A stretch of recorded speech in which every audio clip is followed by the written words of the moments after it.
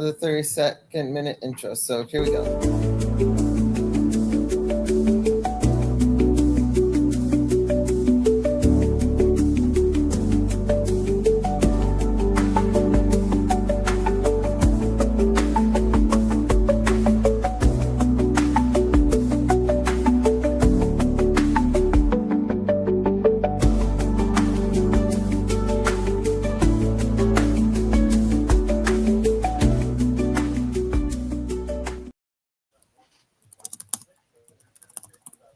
All right. And we are live here. Hey guys, it's a random Blight 2004 here. First time speaking with my voice in a live stream with my new username. Today we're going to be reacting to Christopher Kovacic's Top 15 Extinct American Steam Locomotives video. I'm here with Mr. Steam Engine, aka Andrew 1, and Andrew 2 is the Rocket City Rail fan, formerly Andrew Alabama's in London here. I'm here for no reason. Yeah, we're just gonna react to the video. As always, it's Mr. Steam Engine. Start the damn video. Oh yeah, sorry, I was jamming the grinder. Anyway. Yes. Well, inspiration. Bro, this is like my childhood. Like thing growing up when I was as an upcoming 5th grader. Amtrak. Amtrak 145, my favorite heritage unit. By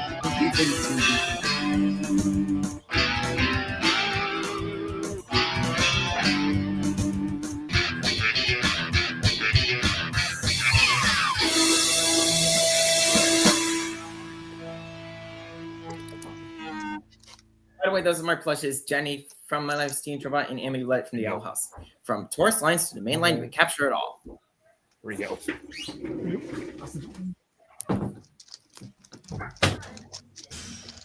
With over 2,000 steam locomotives preserved in America, it would be fair to say that we have quite enough to keep the preservation movement going.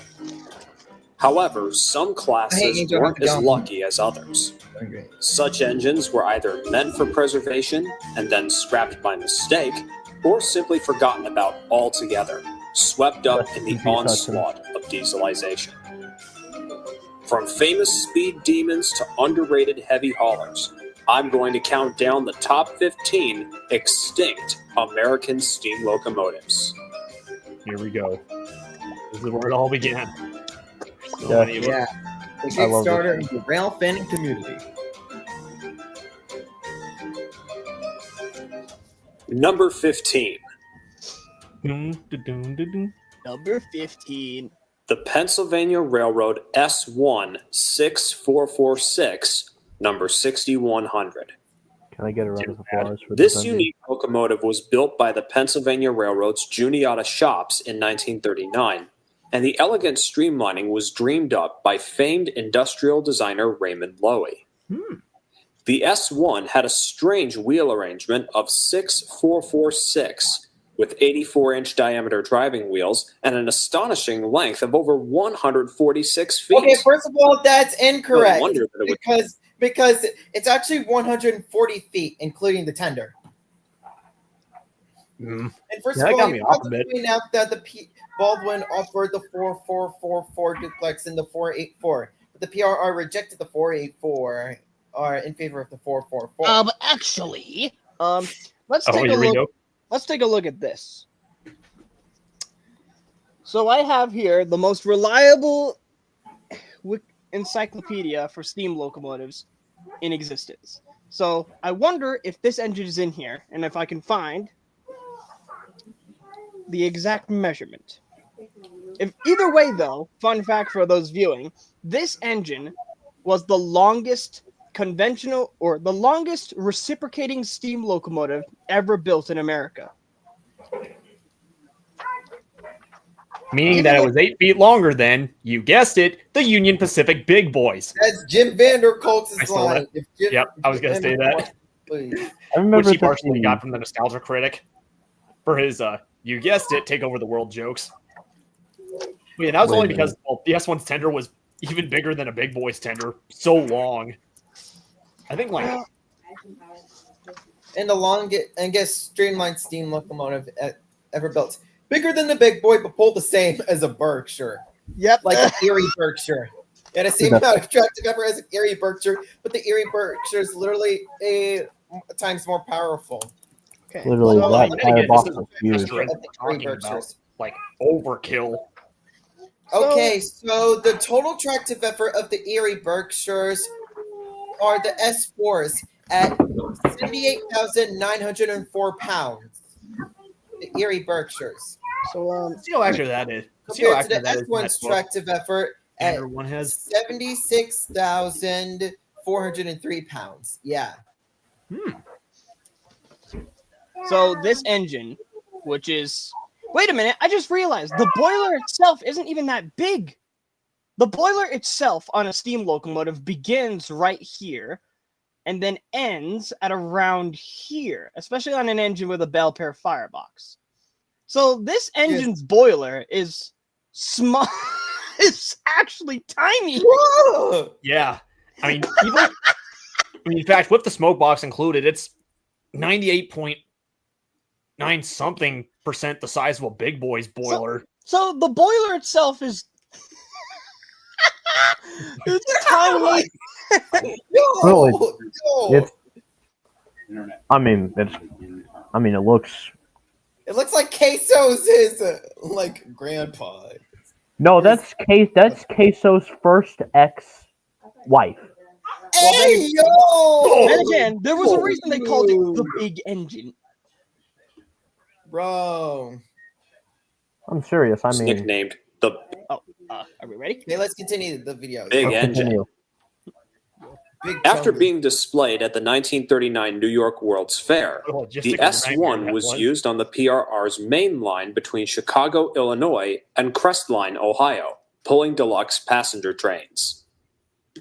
Unfortunately, like most of PRR's later duplex locomotive designs, the S1 was susceptible to wheel slip, as half of its overall weight was on the driving wheels, with the pilot and trailing trucks bearing the rest of it.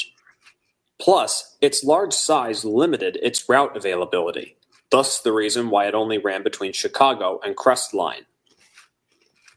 After 7 years in service, S1 number 6100 was formally retired in 1946 and unceremoniously scrapped 3 years later. A rather quiet end for the big engine. A small fun fact before we continue. One of the only remaining records of this locomotive in file form is a speeding ticket. Yeah. Oh yeah. And also, it actually only ran for 6 years in service because although it was built in 1939, it didn't enter service until 1940. Like that thing had even Not less to route mention, like available. trailing trucks and pilot was provide the smooth ride. It also had negative effects. And let's not also forget that thing had even less route availability than the big boys, which were primarily used on Union Pacific's main line between Cheyenne, Wyoming, and Ogden, Utah, going over Sherman Hill and the Wasatch. But they also traveled the Greeley subdivision as well, which runs from Cheyenne all the way down to Denver, Colorado, through the town of Greeley, Colorado, all parts that are east of the Rocky Mountains in Colorado, by the way. So, yeah, seriously, even the big boys had more route availability than this mammoth of a machine. I've seen literal boulders that have that can move. Anyway. Well, at least we have the Lionel and MTH models to keep the legend alive. Oh, And I guess speaking now- of which, did you know that there was a fictional, the Pennsylvania Railroad S1? I think a locomotive that looks similar to the S1 made an appearance in one of the Batman animated series. I think. I remember. Okay, Oh, here's yeah, an I remember that. Here's an interesting one, actually. Oh yeah. The S1 was directly Hello. modeled as an appearance in Meet the Robinsons. Meet the That- Robinson. Oh, what is it? The same train? Yeah, that train is this engine. Choo choo on this. Oh, I never noticed that in I that can movie. definitely, I It's been can over definitely decades heard since I one of saw the that characters movie. saying this. Yeah, the train that features in Meet the Robins is directly based on this engine because apparently it was supposed to look a little bit more. I didn't even know that. I Like, didn't realize that. Now you know. wow. Wow. Like, still that tender was Also, as can big as a you Devo. also mention the train that was featured in the Image Movers logo? You know, because I saw that logo when I was watching Monster. I want to buy the Meet the Robinsons on Blu-ray. Yeah, Like, my physical. Number 14. Number 14. Lettuce. The Norfolk and Western's Y6B. I think this should have been higher. Yeah, I think Oh yeah, same. this should have been a number 5. At least the number 5. Especially since we actually nearly got numero one. cinco, which means number 5 in Espanol. Like- Numero cinco. I mean, look at that bigger valve gear. And also, remember, these I mean- were the strongest production steam locomotives America ever produced. Yeah, especially the most successful ones. I mean, the only other steam locomotives that America produced in a larger quantity that actually came near to its tractive effort was the Virginian 2 1010-2s, which had a tractive effort of 172,000 pounds. And these had a tractive effort of 177,000 pounds. Yes. So yeah, anyone out there who's saying that, oh, this one's the strongest, well, at least in America anyway, it was these. These were actually the strongest. At least in tractive force and ability to put that tractive force directly to the ground. Anyway, though. Oh yeah. Now, before I yeah. mention this class, Oh yeah, not so I also mentioned that when I looked at Wikipedia, the Virginians 2 AEs actually had a tractive effort at 176,000 pounds. It should be 172,000 pounds, but Yeah, either way, sometimes I it is don't still believe- less than the Y6B, interesting enough. Not by much, but the interesting part, though, too, is that the Virginian 2 1010-2s had an incredible fuel efficiency, even greater than these, which even these were incredibly fuel efficient. They could literally last an entire few days on the single tender, depending on the work they were made to do. Well, depending on the work they were tasked with. Anyway, though. I know some of you will mention number 2156 from the Museum of Transportation in St. Louis, and now on loan to the Virginia Museum of Transportation in Roanoke. Not anymore. The difference is Not that anymore. 2156 is a Y6A, not a Y6B. The latter engines were longer, had larger fireboxes, and a greater tractive effort. To use 2156 as an example, it is rated for 166,000 horsepower. Dude. That's not how horsepower works. No, that's if just imagine No, if no, they that's the really had tractive effort. 166,000 Just horsepower. Just again. imagine. Just literally imagine.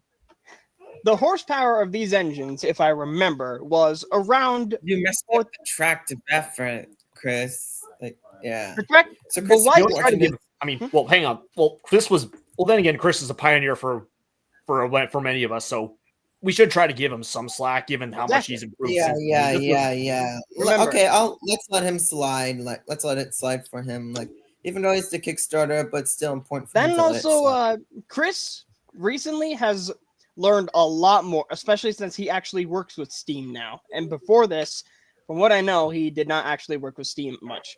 But now he actually has the opportunity. He volunteers on a lot of railroads now, which is actually why he doesn't upload as much anymore. So when he was making this, he probably wasn't as informed as he is now.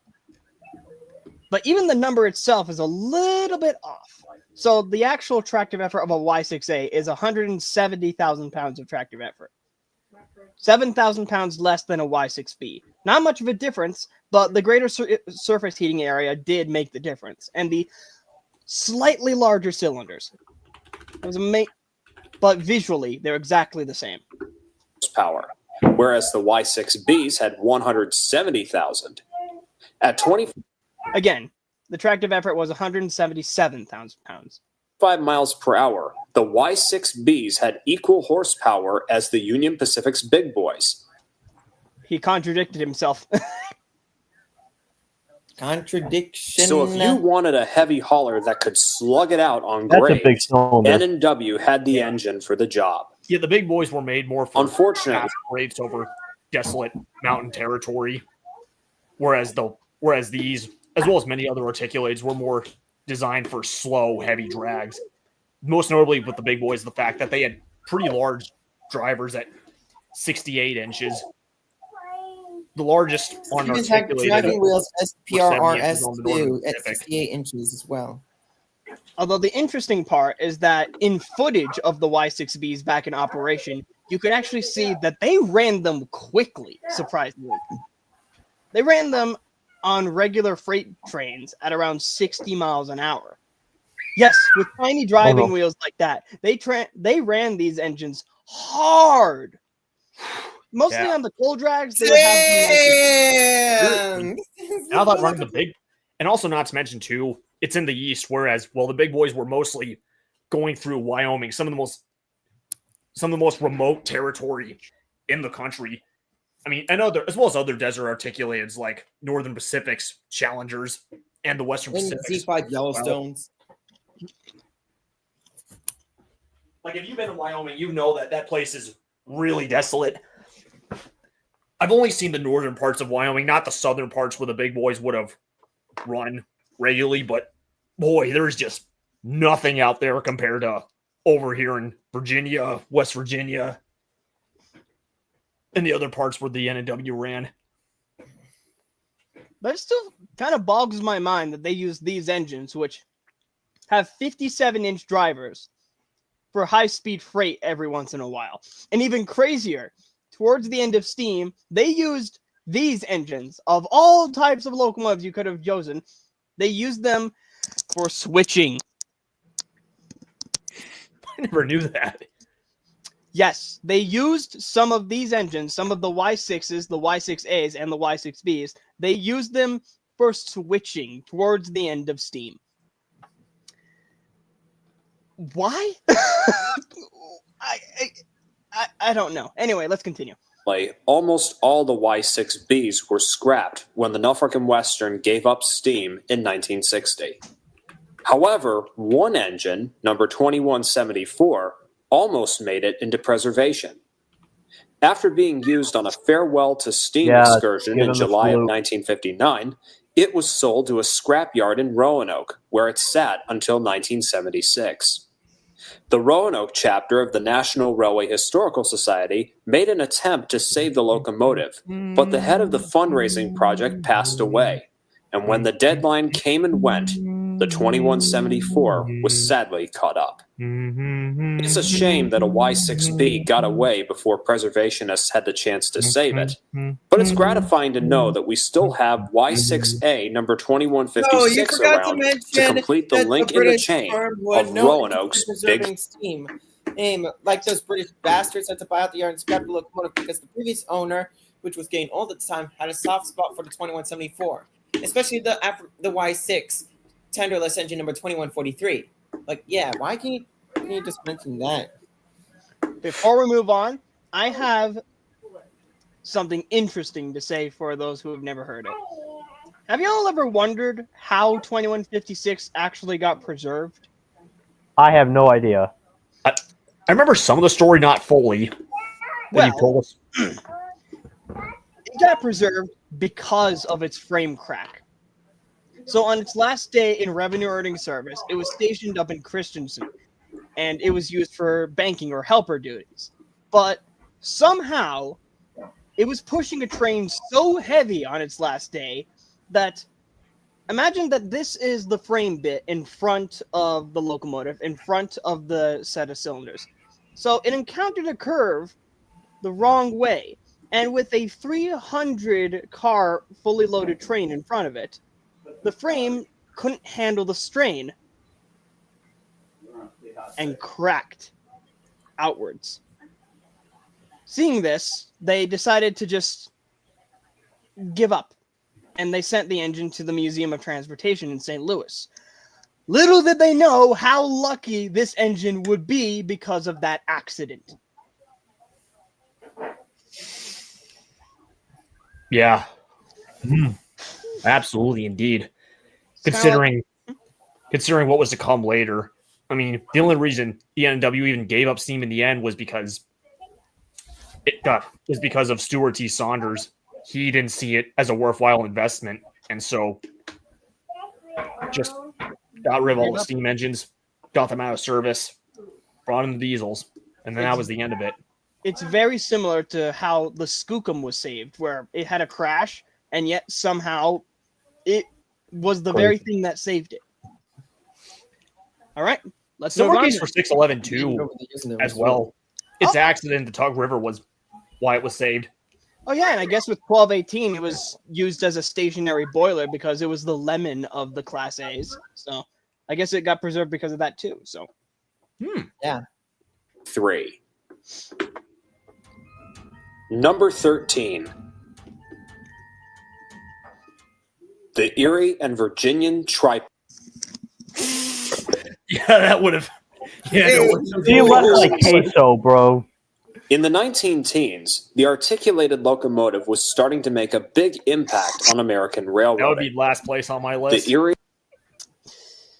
The triplexes. Oh boy. Like literally. Just look at them. Dude, these things sucked. They're cool they're cool in model form. Period. That's it. And Virginian railroads knew that if they wanted a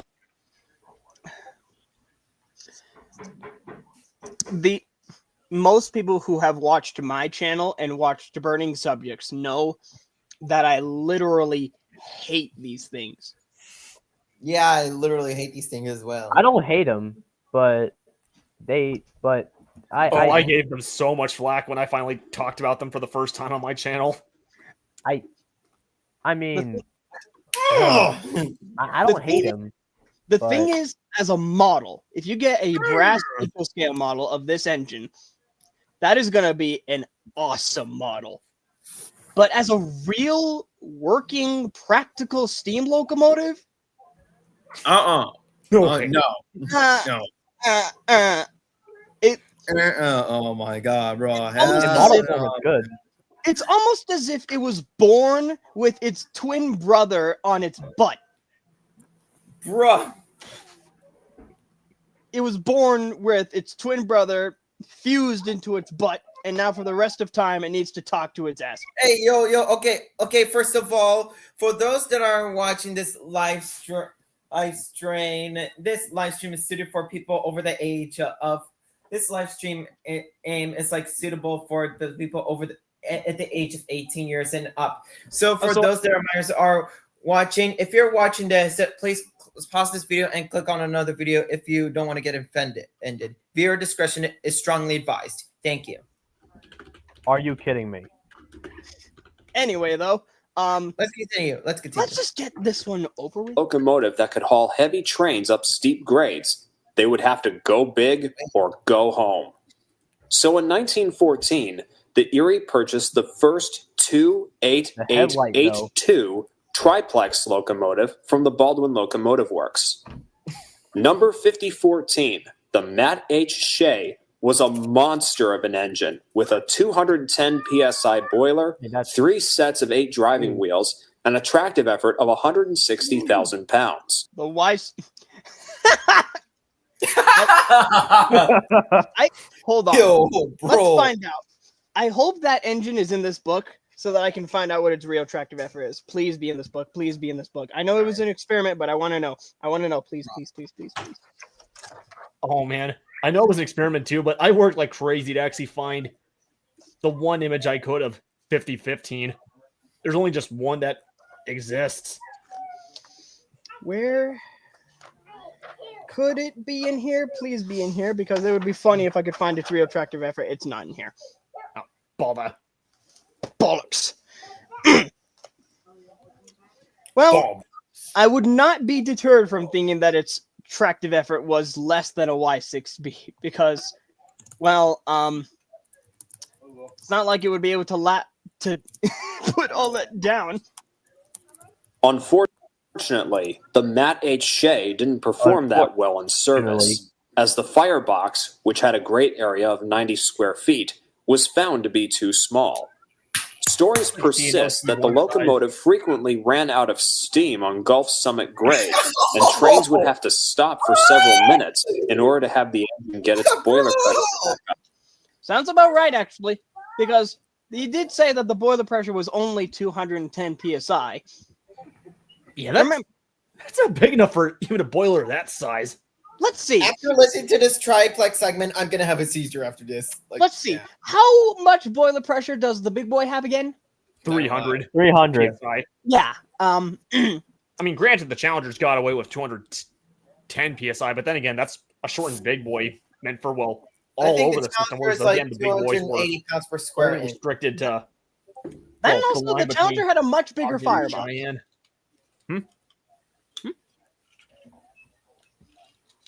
I was saying that the Challenger had a much bigger firebox than this. Oh yeah, It also Like had smaller cylinders and less cylinders to make up for it. But yeah, seriously, like that original firebox on the Matt HA, that's like the size of a Chesapeake and Ohio T1 210-4.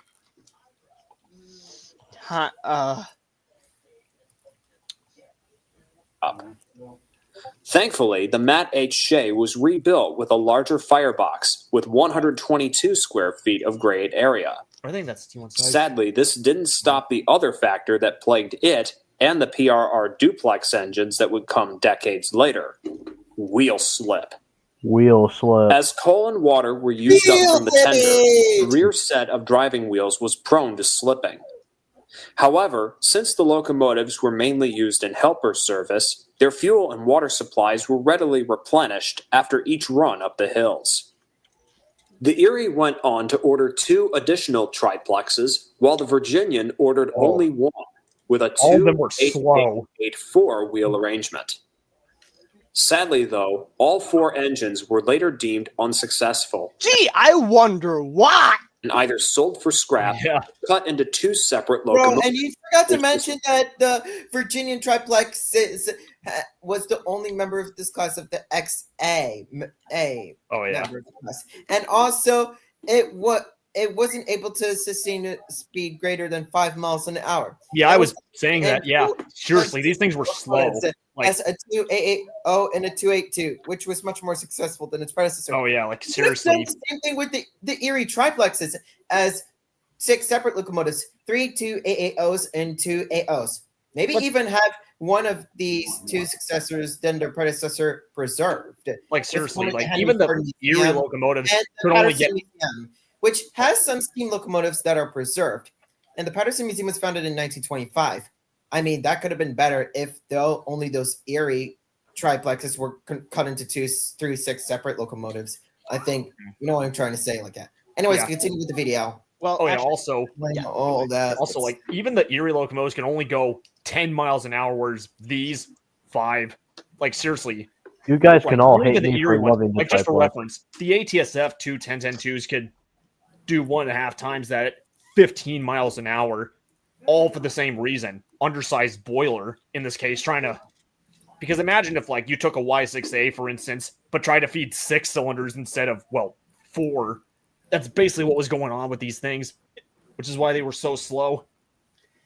In addition to the wheel slip issue. My question is though, who would win in a race between Cheyenne and Wyoming? This engine or James May? James May. James May. James May in his Crosley. Bro, as you didn't notice this, guys, his first name, James' name, as the same exact name as LeBron James basketball. Bond's the name. James' name. Of the Virginian engine. Okay. So the triplex lives on in American railroad history as a big gamble that ended up becoming a big piece of big bust.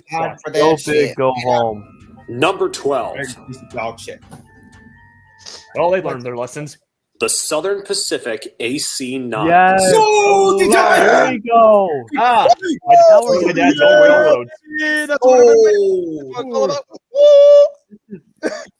This is the absolute GOAT. Bruh. Like the GOAT of the Dude. 284. Hell yeah. Like, This is an engine on this list that genuinely deserves to be on this list. Oh Actually, yeah, pretty much along with the case of any Yellowstone, like along with especially streamlining. like pretty much any Yellowstone, the EM1s to Honestly, this, as well as the Northern Pacific Z5s, which have the largest firebox ever used on a steam locomotive at what is it? Let me just let's see here. with a great area of 872 square feet. So as A for firebox area. as for the ACs though, the tractive effort apparently would be 124,300 pounds of tractive effort. Wow. A little weaker than A a little little weaker than the big boys. Yeah, only the Northern Pacific and the Demon IR Yellowstones had more tractive effort than the big boys. If only this had a race with the EM1s. I don't know. I can name quite a few engines that had a higher tractive effort than a big boy. I mean, I the know, Y- like the Great Oh, yeah. Northerns, the Great Northerns 2 882s. That's Oh yeah, a well, naturally, any slow dragger, they'll do the job. bless you, dude. Excuse You're you. Bless you. I know we're not in the honorable mention segment yet, but it's kind of a shocker that the Northern Pacific's Yellowstones were actually not on this list because, for one thing, they were actually the first, at least the first engine, 5000, was the very first Yellowstone ever built, which is also how the name Yellowstone even came to be because the Northern Pacific was the railroad that served Yellowstone National Park in Wyoming and Montana. Oh, so That's And where my also- sister went. That was like, I think that was like 8 or 7 years ago. Like, yeah. Yeah. Plus, the Northern Pacific engines also had the largest firebox ever used on a steam locomotive with a great area of 182 square feet. So should we have the Last Supper in one of those? Oh yeah. Like in fact, literally, when Alco was actually out shopping 5000, they literally did hold a dinner inside the firebox of that thing. It was so huge. And not to mention also the strongest Yellowstones ever constructed too, with over 145,000 pounds of tractive effort, whereas the Demon IR engines only So that got leaves me 140,000. with the question: what kind of food did they have with that dinner in the firebox? Okay, let's continue with I don't know. the video. They Fried ate chicken. mush. Bruh. These gigantic articulated engines were the oddballs of the SP fleet. The cab forwards had proven their worth to the railroad, but they wanted a locomotive that could work in the southern portion of the system, between New Mexico, Texas, and Arizona. Oh, it's hot These out there. were That's where my friend Drifting 0311 this is from explains the Arizona. pictures I've seen. Okay. But wait, what's up with that in the middle of the smoke box between the two air compressors? I see something that looks like a siren. I don't know. This one looks to be out of service at the moment. The main rod is not there. So in 1939, Lima Locomotive Works built 12. Of which I think it looks pretty ugly, and I really agree with Jim Vanderkalk on the air compressor faces. I think Yeah, that's just a case of punched over form. I personally like how they look. Depends I on like the engine. which I don't consider them ugly. Like, it's not that bad. Yeah, it's not that bad, but they're still good looking. At least better than the infamous Boston Maine T1s, which thankfully Chris didn't mention. I honestly What? The Boston Maine T1 What? Berkshires. look. They may have been crap and a little ugly, but without them, 1225 wouldn't have ever existed. Oh yeah. Nickel plate 765 would have never been dreamt of. 484. Maybe it's better if we could leave the B&M T1 Berkshires. Maybe just improve the drawing board instead. Like, yeah. What we need to do though is remember them. Yeah, all we need to do is remember them. Yeah. Anyway. And especially Santa 288. Fe 4197. Oh, Anyway. that That was a cool one, though, actually. Oh, 84s for use on heavy freight trains in this region. They originally burned coal, but were converted to oil in the 1950s, which increased their route availability. They were also partially streamlined, having borrowed the skyline casing from the famous GS-class Northerns used in passenger service. My favorite steam locomotive, the GS-4s. Unfortunately, after dieselization of the Southwestern divisions and a final stand on the All right, wait a minute. I got a question that, well, now I didn't even know this before, but why do Southern Pacific steam locomotives have air horns? I think it has something to do with emergency purposes. Like, yeah. I don't think it has to do with emergency purposes. it mostly has to do with intercity travel. I don't know what the horn makes a difference, but apparently that was their reason. Probably they're louder than the whistle. ODOC line in Nevada and California. The big reverse cab forwards were retired between 1953 and 1956, and then sent to the scrapyard. Honestly, this is one articulated engine I would have liked to have seen preserved. Absolutely. It just has a style about it that's different to many of the others. Oh yeah, that pilot and the skyline casing. Now, let's imagine this. Can you imagine a conventional steam locomotive smokebox door on the front of this? And Yes, the headlight being moved to the center. Yeah, I can. I mean, just imagine if this was a passenger look. Wait a minute. I believe it was a passenger because it was mixed traffic. Yeah. And also, I would imagine the smokebox door looking on the AC9s, looking like a Southern Pacific GS4 with the snow cone smokebox door. Imagine that. Honestly, I would imagine it more like the mountain types. Yeah, same. Yeah. More practical. Yeah. Because, well, those were also mixed traffic engines. Yes. I was not thinking about that, but all right. Maybe it has to do with that skyline casing, but that which looks like a hairdo. Anyway, that's just me. Number 11. The Pennsylvania J1 and the Chesapeake and Ohio T1 210-4s. I'm mixed about it. I'm mixed. Yeah, because the J1s, it's kind of a controversial topic because well, mostly due to the fact that the J1s are one of these J1s is famously the one that appeared in the most famous picture of a steam locomotive's boiler explosion aftermath.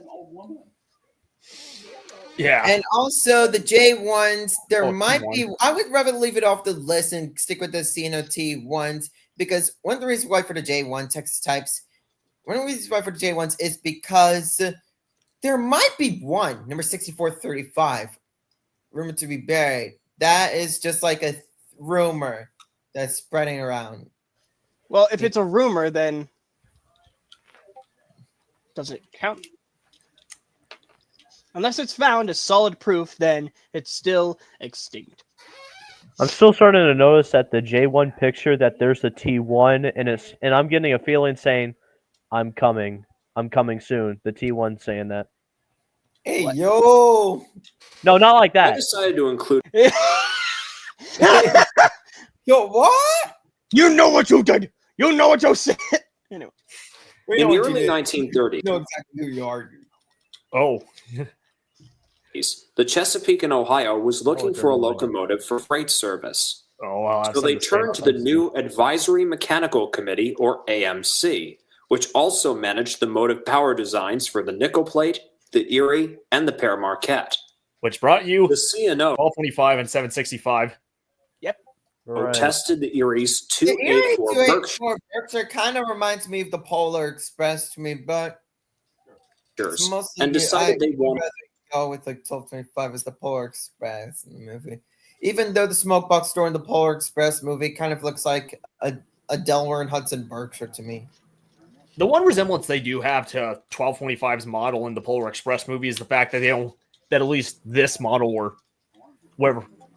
I don't remember exactly which class of Berkshire is on the Erie S1 or something like that. But you'll notice too that the only resemblance it has to the way 1225 looks in the movie is the fact that there isn't a superheater between the smokestack and the bell and all that. But the rest of everything else was pretty much purely from 1225, just given some minor modifications to more closely resemble the book illustration. Which, weird because enough, the book, yes, the book Weird enough- actually has a different locomotive with a different wheel arrangement, a 482. It could be either Frisco or 4300 or 4400 for to Heavy Mountain, or maybe Chris Chris Van Allsburg wasn't necessarily a train artist. He just drew what he could imagine. He's more so one of these more creative artists, not a technical. He's like a not a more Imagineer. technical artist He's like like Wilbur Imagineer. Audrey would have been. But he clearly drew inspiration from 1225 from the memories he had of that engine on when it was still displayed at Michigan State University. Because the thing that about 1225 that stuck out to him was the fact that its number in American date format is the date of Christmas. That's why it was the inspiration for much of his other books were also inspired by his own childhood. I mean, this guy was no mechanical engineer or locomotive expert or railroader. He was an artist. Remembered. Yeah. An additional pair of driving wheels for their engine, creating a 210-4. That's The what I'm talking T1s about. arrived from Lima Locomotive Works, and the class numbered 40 in all. Which became In the basis service, for the nickel they plate were- Berkshires. Used for heavy coal drags between Russell, Kentucky and Toledo, Ohio, as well as in Virginia. Fast forward to the 1940s, and the Pennsylvania Railroad was looking for Uncle another heavy Sam. locomotive to haul freight trains. But wartime restrictions denied the PRR the opportunity to build a new engine from the rails up. In light of the situation, the railroad tested Now I a question Norfolk that and wheel Western bearing rod. Class A and a C&O T1 to see which one was the better performer. In the end, the T1 proved to be the overall superior engine to base a design from. So between 1942 and 1943, the Juniata shops turned out an impressive 125 of the PRR's own 210-4s, known as the J1s. I expect nothing less from the standard railway of the world. Yeah. Railroad. And American! Eventually, And also, remember most Jim mass-produced Fox's exercise. Pennsylvania Railroad 4483 video of like when he mentioned the J1 being a copy of the C&O T1s, instead rather than just building one from scratch, and due to wartime restrictions, they were forced to copy from another 210 from another railroad, and that's one of the reasons why they didn't get served. That's one to me. That's one of the stupidest and inexcusable reasons why the J1s were extinct. Well, then again, Well, we shouldn't forget the financial situation that the Pennsylvania Railroad had gotten into started in 1946. That It started we can deteriorating for the understand. first time, Yeah. and they didn't Really? handle it well because they were so complacent with just being fine that they didn't adapt to it well. And the management, pretty much leading up to the days of Penn Central, was very conservative, whereas New York Central's was more liberal and actually kind of had more straight heads, and were actually trying to experiment with whatever they could to try to fix their own railroad. Which they eventually did before they actually just gave up and merged with Pennsylvania after, well, the ATSF deal didn't work out. But anyway, classes succumbed to the rise of diesel power, Yeah, you with the forgot to C&O mention that engines disappearing C&O first. 20 suffered a boiler explosion. Yeah, and Between also 1950 and also I heard that one of the Pennsy J1's number 6170, matter of fact, was intended to be donated to the Northumberland collection, but due to the amount of derailments and frustration it caused, they just torched it where they stood. I mean, bruh, why can you just at least keep some at a roundhouse for one of the J1s at a roundhouse for safekeeping for future preservation? Same thing with the Bessemer Lake Erie did with number 643 and 154 for future preservation when the time is right to auction off both of these locomotives. I mean, that could have been better, and who knows when the J1s would have been preserved at the Rare Museum of Pennsylvania. I mean, just don't forget, steam locomotives are really temperamental machines when they're active. And don't forget, when people get angry, well, they act irrationally. Yeah. And remember when I said that the T1s were that the nickel plate later used those as the basis for their Berkshires? Well, those Berkshires were later the inspiration for the Wheeling and Lake Erie's Berkshires, and well as the Pure Marquette Berkshires, They which could then have were also later been. used as a They design could have for. also been like an inspiration for like the Pennsylvania Railroads' Berkshires, like the U-class Berkshires. I mean, imagine if what Yeah. if a Pennsylvania Railroad U-class Berkshire would look like. I know the first one called the U1 will look similar to like a Pennsylvania Road I1SA decapod, aka Hippo, but with a 284 wheel arrangement, and the U2 and the U3 looking like the Pennsy J1, but a 284 wheel arrangement as a shorter version. And who knows, if those would have been made, we would have had some in preservation and maybe one of them in excursions. Still, and again, But yeah, and then later the PM Berkshire, of course, eventually became as the design basis for the Seenoy Canal was. At least the N2 Berkshires, which had the same dome, which had the reverse dome arrangement from 1225 and the T1s. I wonder how Queso would react if I told him that he's built like this. Hey, yo! I'm gonna try reenacting that. Bro's built like a C&O T1. What is that? Built like Fat Albert. Hey, Fat Albert! Oh, it's not. You're always talking about Queso being Fat Albert. It's a I train. know. Oh gosh. I You still like compared me to a train. Anyways, let's get on with the video. 52 and 1953. The J1s followed their predecessors to oblivion 5 years later. You also Giving forgot them to a mention salute. that one of them was scrapped in 1960. Number 10. I've seen photos of it. The New Haven those are The one of the I-5. best. The I-5s. Oh, the One of the I-5. best locomotives. Oh, yeah. One of the good things Oh, that my come out of my beloved. home state. My Even with this absolute- shitty modern commuter My network beloved and that streamlined Hudson. awesome Disney channel. Yeah, this locomotive. Yo, ooh. Oh, one man. of the good Like, things to come out Seriously, of don't get me started on driving wheel. what New Haven was in its Bro, the New twilight Haven years. Railroad was in New Haven, Connecticut, and Connecticut is my home state. So this is one of the good things to come out of my home state. Even look with at this their shitty whistle. modern commuter rail network, and with that awesome Disney Channel animated series following a main female character that goes on amazing adventures with flying fantasy worlds about witches, and they get stumbled by a portal to the Boiling Isles, and that's like the Owl House. Like, yeah, such a good show. But anyways, I know this is a little bit off topic, but let's get on with the video. Yep. Hold on. Let me see if I can find in here if there's anything about the New Haven I-5, because I would love to know if there's any information about it. That anything we don't know anyway. Some time ago. I-5, my beloved. Please. Like, Please be something. Please be something. Anything in here, because I love these engines. Like, I used to simp over these back when I was in my young age. Yep.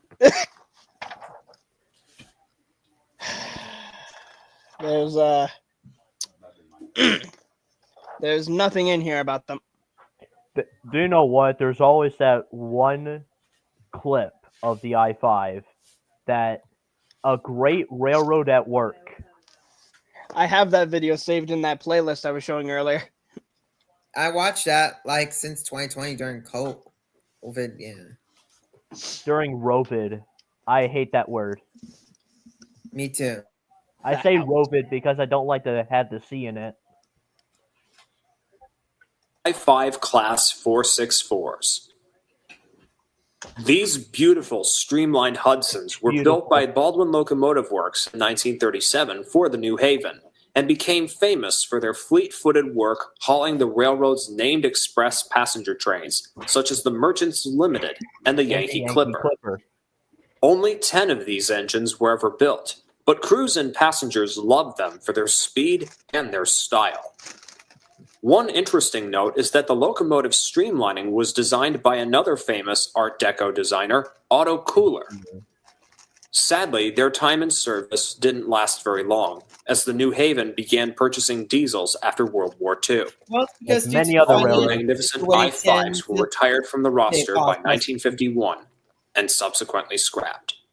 Oh, However, famed Australian Class C-38 Pacific number 3801 carries on the I-5 streamlined styling in the land. It would be nice if one of these were like preserved.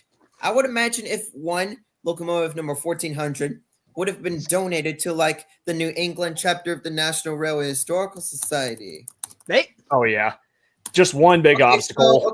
So when was the New England chapter? Just one big obstacle with preserving any New Haven equipment. Yeah, the railroad's financial status. It was a financial disaster in the post-war years. And So according to my research, the Connecticut Valley chapter of the NRHS was listed in 1939. Those locomotives could have been bought by those historical societies, and who knows, maybe would have had one in excursions. You know what? I still can't believe that. Well, the New Haven would scrap most of their majority of their steam locomotives, and all the originals, like, they're gone. Like, well, then we again, almost had it was a financial disaster. Preserved a J1282 Mikado. Well, that's not a New Haven locomotive. That's a Chinese locomotive. That's a New Haven 3016. It's a original J1 Mikado. Yeah, but it was built in China in the 1980s. It's a Chinese Mikado. Yeah. Yeah, but it was not built for the New Haven. It was much more powerful and was built by Alco in the 1920s. Yeah, but that Mikado was not built for the New Haven. But for 3016, it was used in a movie, It Happened to Jane, from 1959. I know that. And they could have bought it. F. Nelson Blount could have bought it along with the other New Haven Mikados that also survived until 1959. New Haven 3006 and 3020. Oh, no. I mean, those three Mikados would have been bought by F. Nelson Blount, and maybe 3016 would have been running at the Valley Railroad. But what happened to 3025 if 3016 would have been preserved with 3006 and 3020? Probably would have just went to another American railroad.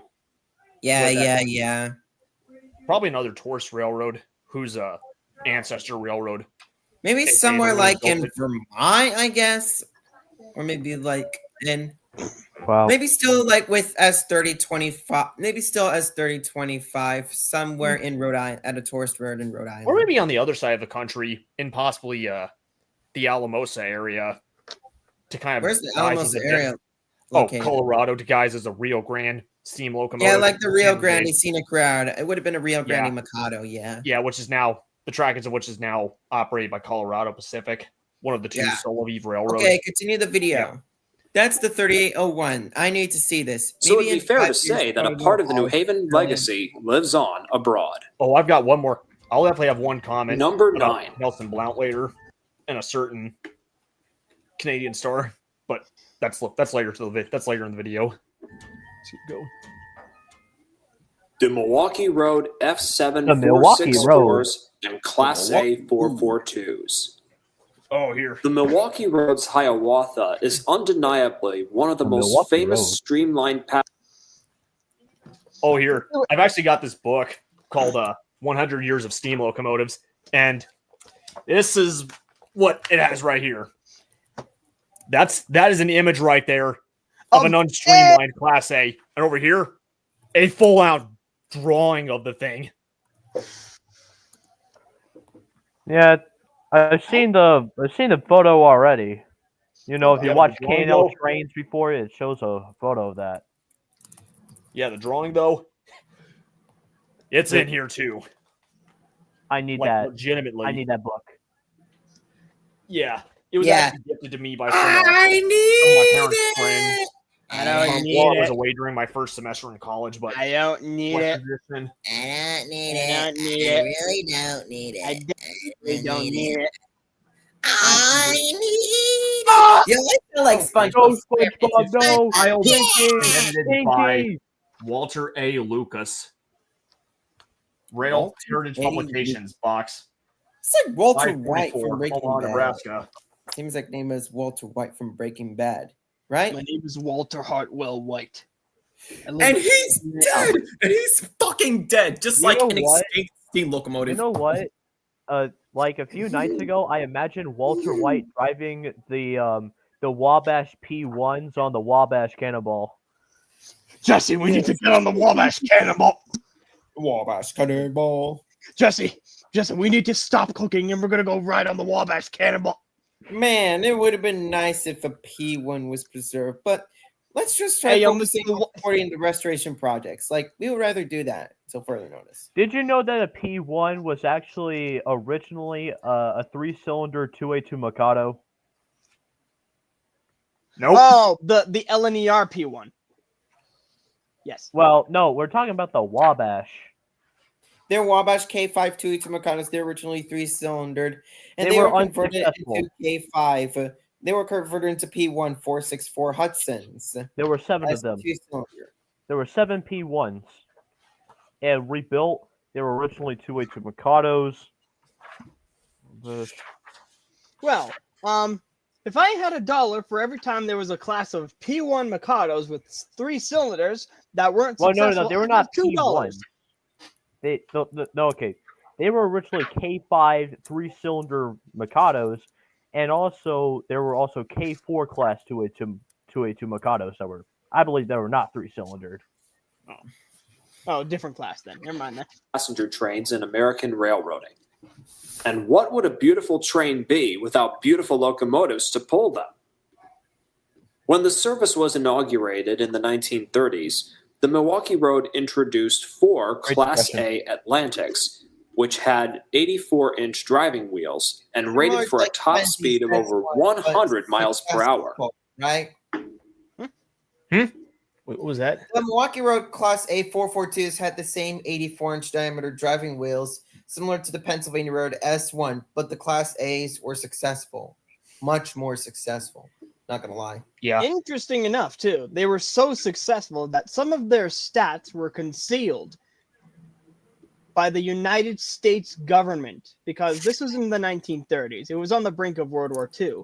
And they didn't want overseas spies knowing what kind of technology they had.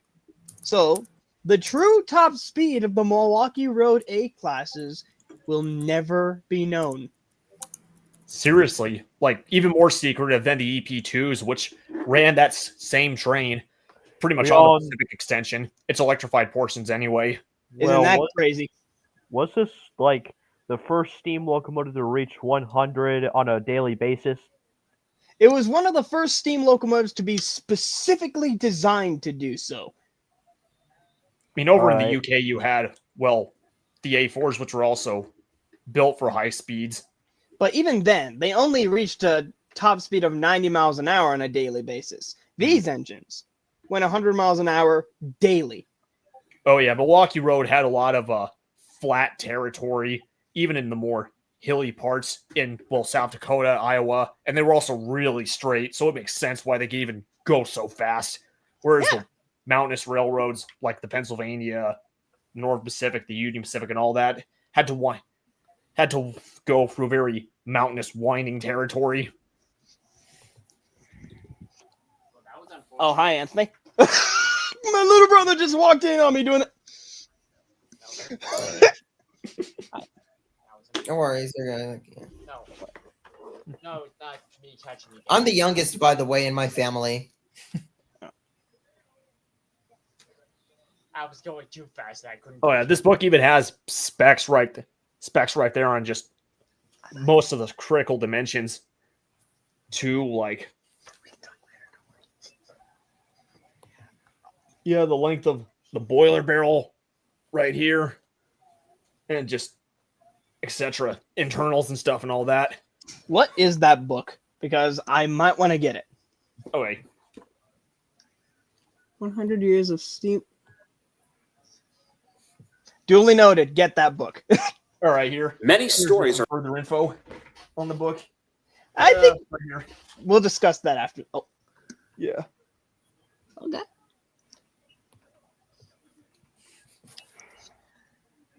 If I can find that book, I'm going to be getting it.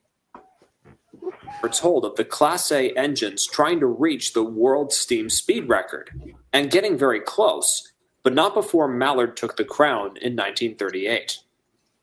Meanwhile, the Milwaukee Road Wait a ordered... minute. Weren't these engines made... Wait. They were made in 1937, right? Yes, they were made in 1937. Okay, so they were only... No, they were made in 1935. They were made More in May of locomotives to 1935. Also, they had air horns instead of whistles because they were going so fast that the steam couldn't actually escape the whistle to make that iconic sound that, hey, there's a train coming, get the heck out of the way. So they had to use a horn instead. That explains it, actually. Wait a minute. What if that was the reason they had to put air horns on the daylight trains? If they ever went that fast in revenue service. I mean, I've heard that it apparently did go some pretty good speeds. I mean, even the Milwaukee Road, like 261, that engine has an air horn. So yeah, and 4449 has a air horn in the New York Central Niagaras as well. Pull the Hiawatha's.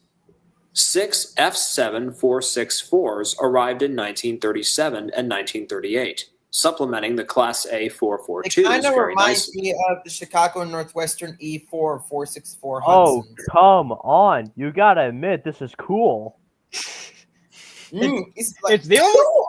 It's a steam locomotive with a mustache. Look, be honest. We all saw the mustache. Everyone see the. Anyway. As was the case with the I-5s on the New Haven, both of the Milwaukee's streamlined engines were designed by Otto Cooler. And just like the I-5s, when the diesels replaced them on the Hiawathas, there was no going back for the F7s and the Class A's. By 1953, all 10 of these engines were withdrawn and cut up. Number 8.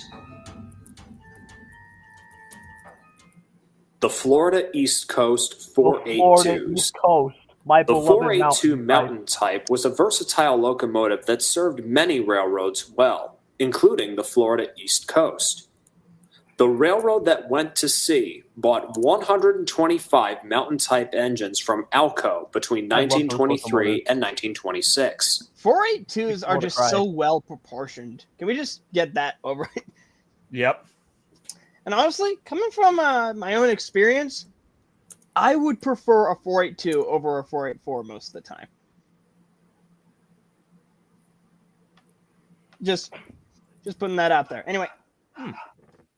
Oh, that is wrong button. Unfortunately, the Great Depression put a serious dent into FEC's finances, and the once proud railroad declared bankruptcy in the early 1930s. In what seems to be a move to recoup some of their financial losses, the Florida East Coast sold off 50 of their 482s to other railroads, including the Western Railway of Alabama, the St. Louis Southwestern, better known as the Cotton Belt, and the National Railways of Mexico. Mexico. The rest of the Florida East Coast 482s hung on. That is cursed. Yeah. I prefer the center headlight.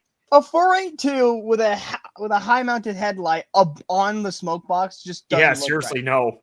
Yeah, seriously. Bro, I'd much prefer it jutting out, like above, kind of like. That just seems to be PTSD to me. I'm gonna be honest. It looks like someone going like this.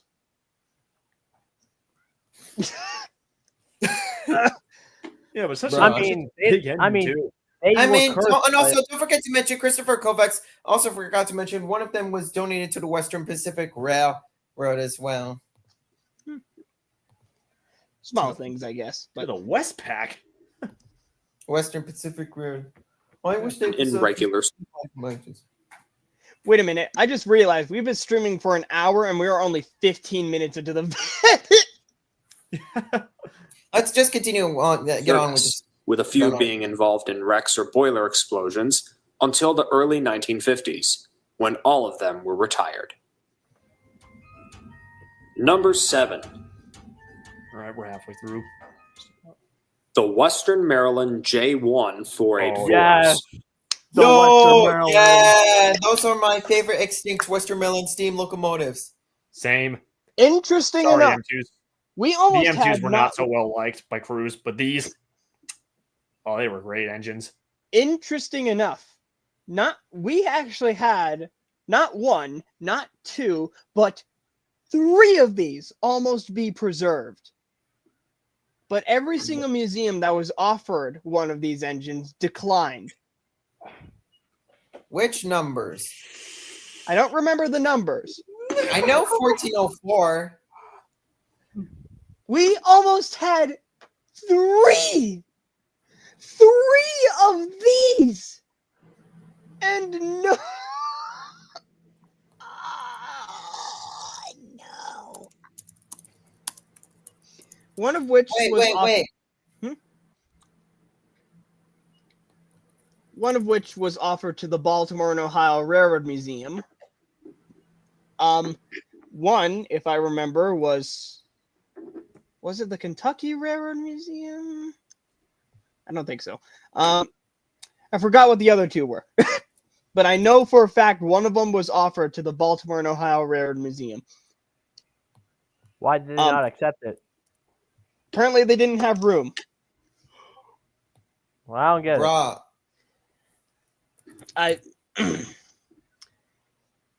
Anyway. The Western Maryland Railroad was well known for its consolidations and challengers for heavy freight service, but they also had 12 484s on their roster. Because Baldwin Locomotive Washington, D.C. chapter of the National Railway Historical Society was actually made in 1944. Those locomotives could have been saved there. I mean, who knows? And again, we almost had three. Works built these engines and delivered them to the Wild Mary in 1947. I'm about to start playing. Instead of calling them Northerns, however, the Western Maryland decided to name their engines Potomacs. They earned the distinction of being some of the last 484s built new for any railroad in the country, and made their mark hauling freight trains in tandem with the M2 class Challengers. Unfortunately, as was the case with most modern steam locomotives, the Potomacs didn't last very long in service before diesels came along. All the engines were retired in May of 1954, and then scrapped 3 years later when the equipment trusts expired. I bet that if one of these had been preserved, or even two or three, Ross Rowland would have chosen one of these engines just because they had such a low mileage in service. It would have been in good mechanical shape. Ross Rowland would have been able to use maybe even the Western Maryland Scenic Road would have had these. I'm not so sure about that because I have a friend remember that friend that I was mentioning before that used to work there, but he's supposed to start with CSX pretty soon. I don't know if he will eventually be taken by CSX, but the curves on the Western Maryland Scenic which are from the old CMP would not be able to handle. Yeah, anything would not be able to handle a wheelbase like that. Like then and also there's the speed limits, which for an engine like this, you'd basically be keeping a giant bull who wants to run around. Like went to the Western Maryland Scenic Road, I think once in 1970, and I think it went around the Cumberland curve. I think it might have handled it. Yeah, but that was an ever so long time ago. Oh yeah, and when the Canadian Pacific G5s went, they had to double head so often because the thing is, the CMP portion of the Western Maryland Scenic is really steep, upwards of grades of 3%, I think even 3.5%, even steeper than Tennessee Pass's westward slope. So, and also very rigid too. So, yeah, 734's long driver wheelbase was putting a strain on that. So, hence why they chose instead Chesapeake and Ohio 1309, because it was strong enough to actually haul these trains single-handedly unassisted. While being flexible enough to do it. Yep. But it couldn't fit on turntables. But it'll be nice if they install. Oh no, the thing is, it can fit on the turntable. The problem is getting to the turntable because the slope right there. Yep. Well, it'd just be too expensive to upgrade the slope just so that they can even turn 1309 around. And besides, why would they when they'd also have to turn around at that Y at the end of the line? It's just a pain, just kind of a pain in the butt. And well, besides, 1309 is, it's a pig right now, even with the modifications they've made to help that thing last longer. It's a Porky Pig from Looney Tunes. Yep. It's free.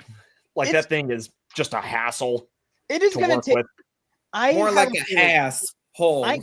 I have a feeling, though, that with enough time and enough engineering, they will somehow be able to work out the kinks on 1309. Because a lot of engines that are operating in preservation right now have gotten reliable because they make them reliable. The best example I can think of is Talflen. That engine, when it was first preserved, had that trailing wheel problem. Because you know how in Legend they say the Talflen Railway, the gauge was 2 foot 3 inches and a thumb? Do you know why that was? No. Because Talflen's pony truck at the back was not a swiveling pony truck. It was rigid. So they widened the track to accommodate for its rigid wheelbase, which did not help anyone. So in the 19... Oh, Ian, how's it going, dude? Hello, Ian. That's my friend from Argentina, Ian Coates, 999, in case you want to introduce yourselves. Yeah. Hello. Anyway, what was it? Oh, yeah. So in the 1990s, during one of Talflen's overhauls, they completely rebuilt the pony truck so that it would swivel.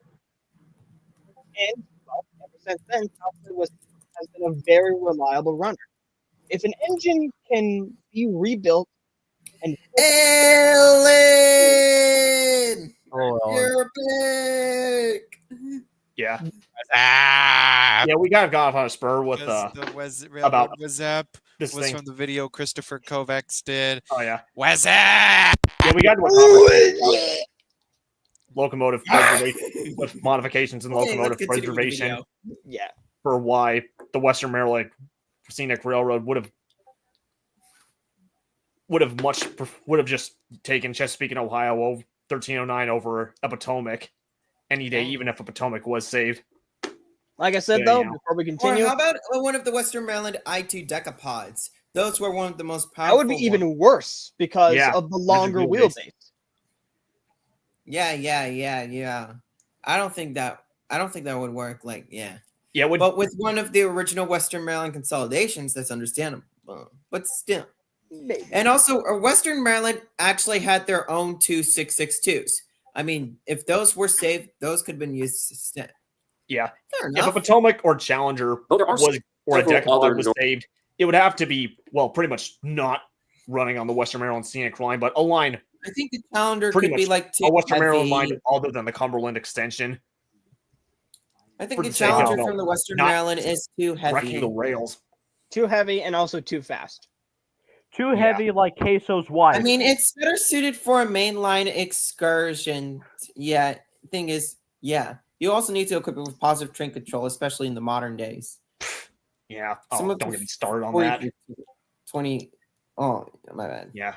Anyway, Northern type engines preserved, including the rival Reading T1s. I've seen It's two kind of T1s. sad that none of the 21, Potomacs were 22, saved, 102. as they would have I've made seen a nice 21, 24. contrast to some of the other 484s Yes, I'm going to that see were 2101 restored. with my friend Alan, like next month or two, if my mom would feel like It's allowing me to go because to if Baltimore, I'm Ohio, busy River, not with Baltimore, my acting career.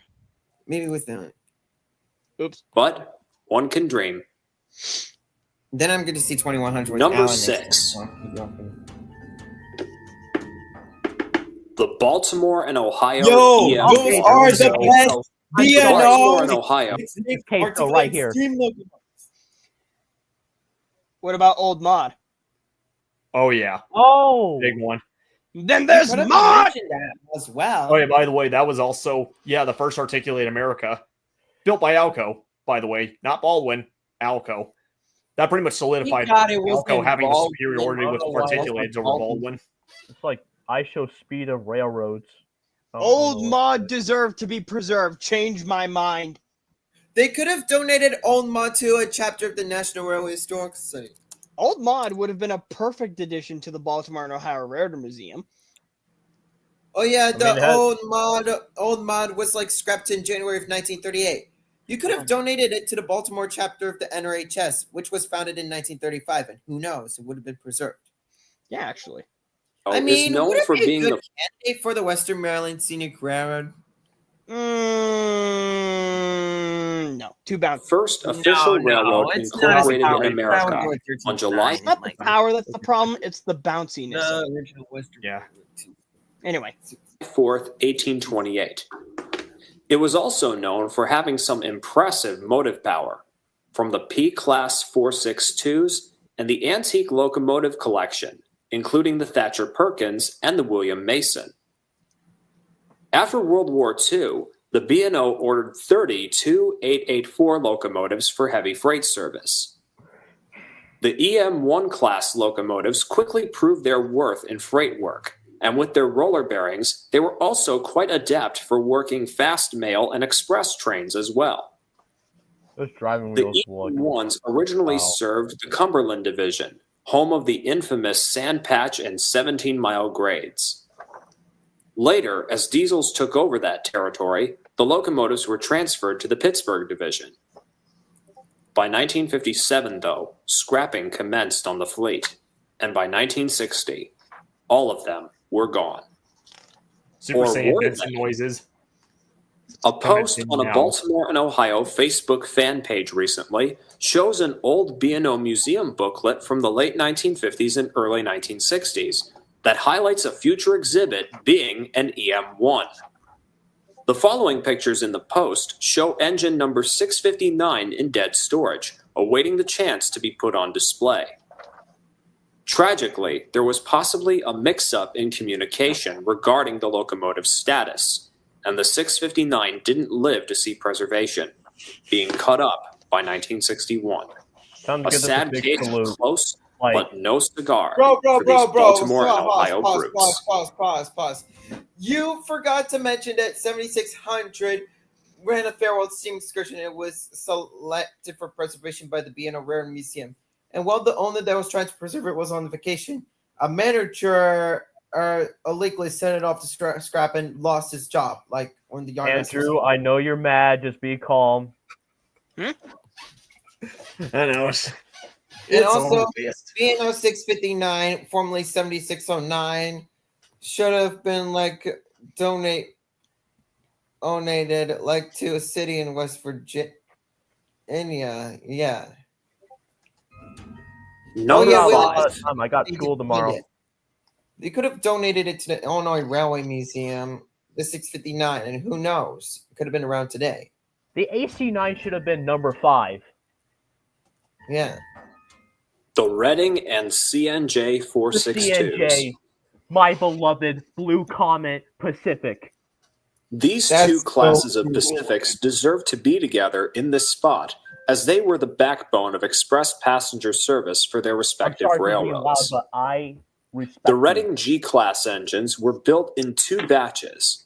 The first 30, known as Class G1SA, in the Reading's own workshops between 1916 and 1922, and an additional 5, known as Class G2SA, being built by Baldwin in 1924.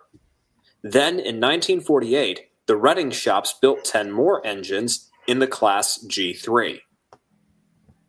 The Central Railroad of New Jersey saw how much of a success that the Reading engines were and decided to order several identical locomotives for their own roster from Baldwin.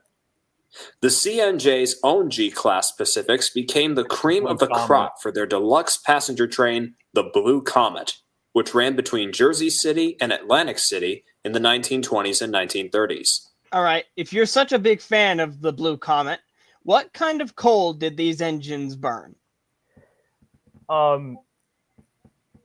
Bituminous coal, I believe. No, anthracite coal. They were anthracite burners. I thought one of the reasons. I thought on Wikipedia it said bituminous coal. I thought it said that.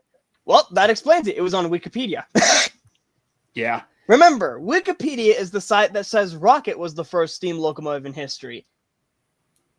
Yeah, I don't believe that. Wait. Actually, this is a perfect opportunity for me to bring out this. That ain't even bullshit. That's horse shit. I got a bullshit button. I need that button. I need that button. Please send me I use one. this.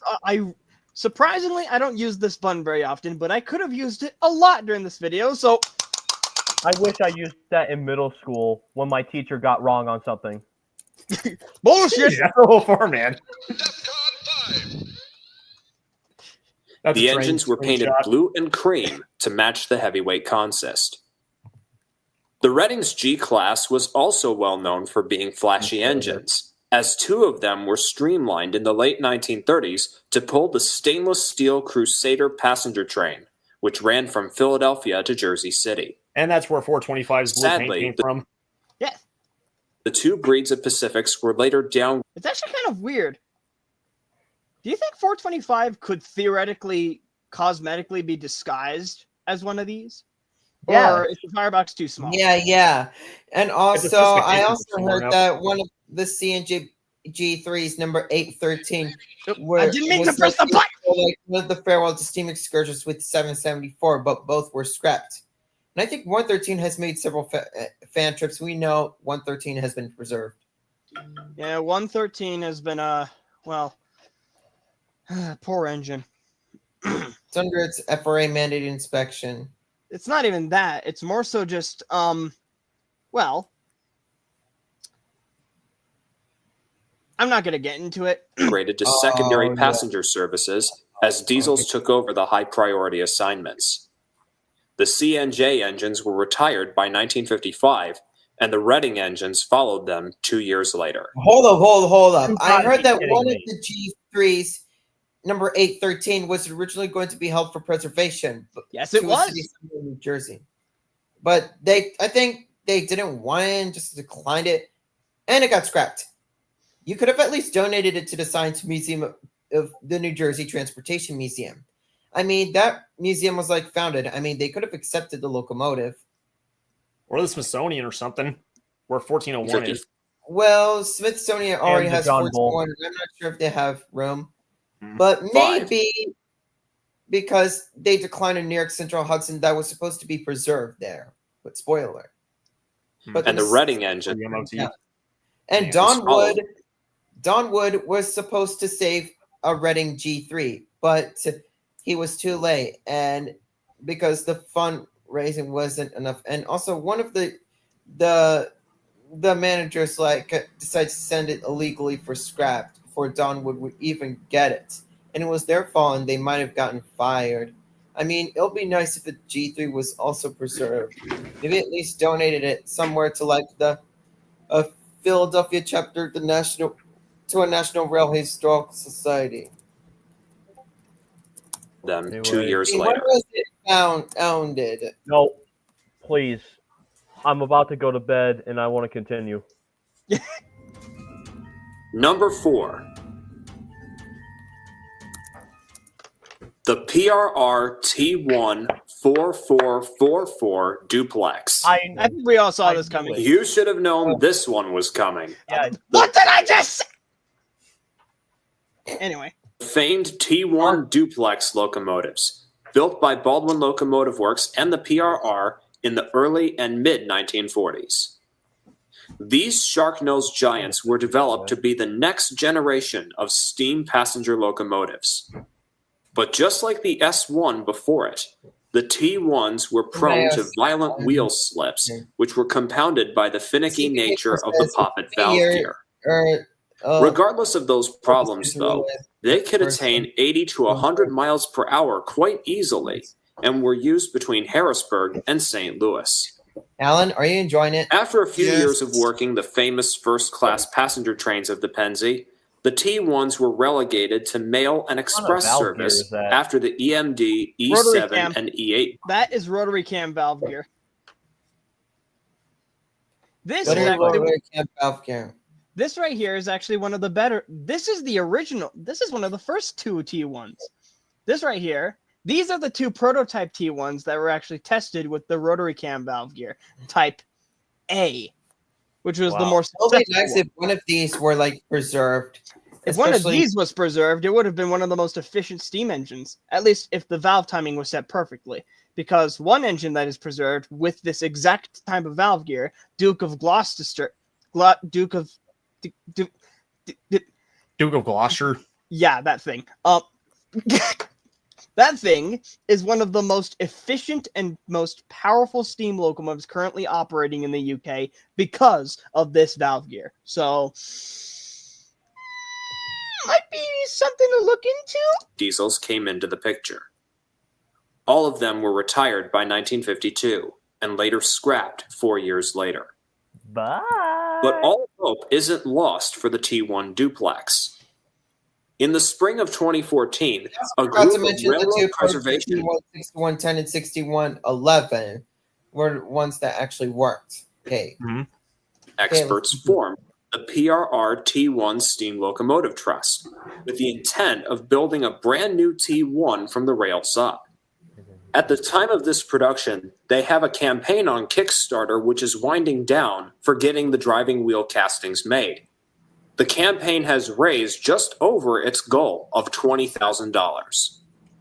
While some enthusiasts might be opposed to the idea of building a new T1. Okay, so the Sleepy Cave Force said who plans to see the 5550 when it's finished? To me and Alan and maybe my girlfriend would be able to. London, are you interested? Me, we'll see with depending on what railroad or rail engineering firm I end up with. Especially, we all want to see this go over Horseshoe Curve. I want to. Like, seriously. Yeah, I want to as well. I live 20, because seriously, the place where I go to school is in Pennsylvania is just 20 minutes away. I know one of my friends from my elementary, childhood friends from my magna at school and middle and high school, elementary, went there. You know, won't you? I would also love to see. I want to see it run alongside 1361. Okay, okay. 1361. I would love to see it run along and also doublehead with Mr. 1361. Sleepy Pig 4. How would you like to know something really sad? That's not gonna happen. Not gonna happen. Sorry. Yeah. Anyway, I think I'm gonna go cry in my room now. Well, now you know how I felt learning that one of the reasons that steam locomotives were banned from Horseshoe Curve for a while is because of 4070. Oh, yeah. Oh, God. For new build mainline steam. Because how many dozens of times I've been up there. British can build a new Pacific from the rails up. We can do it too. If I go to the United Kingdom. The new T1, to be numbered 5550, is expected to be completed by the year 2030. Which, so far, they actually do seem to be on that schedule. It's 2025, and most of the locomotive is over 50%. Yeah. So well, they are get it done before California high-speed rail gets finished. Anyway. Yeah, hopefully after number 3 releases, we're gonna have the T1. The New York Centrals, Hudsons, and Niagaras. Oh, These two engines are grouped together in this spot because they're both highly respected icons of the New York Central Railroad. The Hudsons were first developed by the New York Central in the mid-1920s as a response to longer and heavier passenger trains straining the limits of their K5 class Pacific-type engines. The first Hudson rolled out of Alco's Schenectady Works in 1927, and from that point onward, they just kept rolling out of the factory until 1930. Rolling. When the last ones were completed. That song from DMX, right? All told, a staggering 200. DMX is my favorite rapper. I'm one of my favorite rappers. I'm gonna listen to his song. I'm listening to his songs 24/7 all year long. 5 J-class Hudsons. Continue with the video. Were built for the water level route. Alan? The locomotives proved their worth, keeping to time with the railroad's top express passenger assignments, such as the 20th Century Limited and the Empire State Express. Some engines were later streamlined to match their stylish trains, which ran from New York State to Chicago. Streamlining. Later on in the 1940s, the New York Central expanded their steam passenger roster with 27 484s that they called Niagaras. Those are literally the most efficient 484s that were ever built, and they barely strike a resemblance to the Union Pacific FEF3s. Because of them elephant ears and those centipede tenders. Yo, I have something that's crazy in my mind. What if the Union Pacific FEF3s were converted, had Timken lightweight roller bearings with tandem side routes? Okay, so according to Steve Lee, he said that they tried it on 2 locomotives and they were more trouble than they were worth.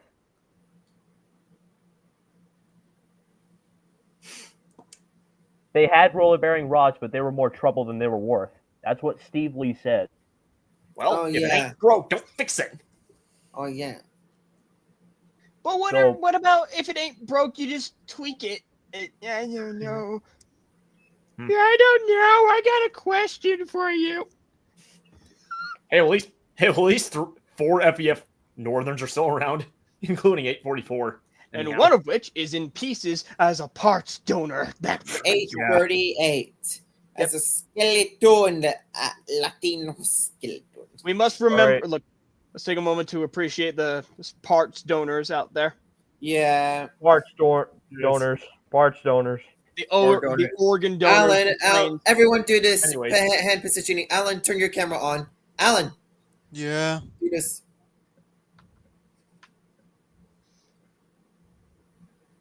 Anyway, bullshit. They complimented the Hudsons really well in Alan, express please get passenger JP. service, Get JP, and Alan. later helped to haul some fast freights, including the famed pacemakers. As good as these engines were, however, the New York Central was hell-bent on diesel supremacy by the early 1950s. I like it without the smoke deflector. By the end of the It's easier to decade, build in Minecraft. none of the Hudsons or Niagaras were left to savor the joys of preservation. Here. Several I got attempts this. have been made to try and build a new J-class Hudson, but the projects have stalled in one way or another. Hold it. Now, you Oh, forgot here. to I've got mention some- that one of the Hudson's 54 or 33 would have been donated to the National Museum of Transportation, but due to like a decline for the MOT, they already had a 464 Hudson Nickel Plate Road 170, so they scrapped it.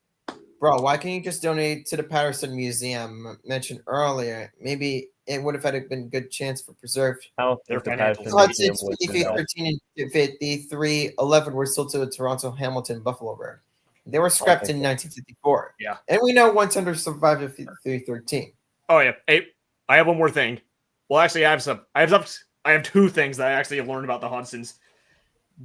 A replica, first of all, almost existed. Think I'm crazy? This is where I'm getting all this right now. Another one of these books donated to me during my first semester of college. So, in this lost replica, reads this. All the Hudsons went to the scrap heap in the 1950s, but in spite of an attempt to buy one for preservation.